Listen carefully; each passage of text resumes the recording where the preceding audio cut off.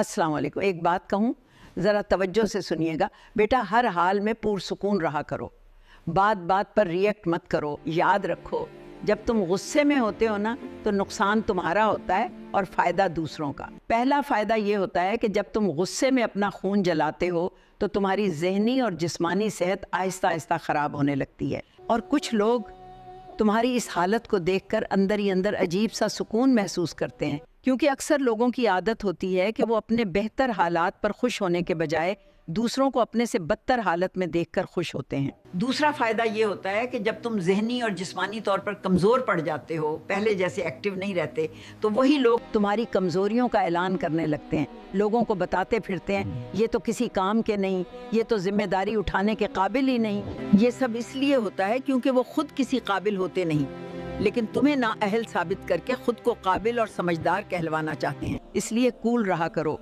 खामोशी इख्तियार किया करो। हर बात का जवाब देना ज़रूरी नहीं, हर महाज पर लड़ना अक्लमंदी नहीं।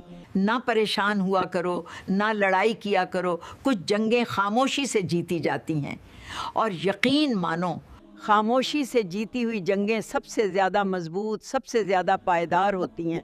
या अल्लाह, हमें ऐसा सब्र अता फरमा जो हमें कमज़ोर ना करे बल्कि मजबूत बनाए।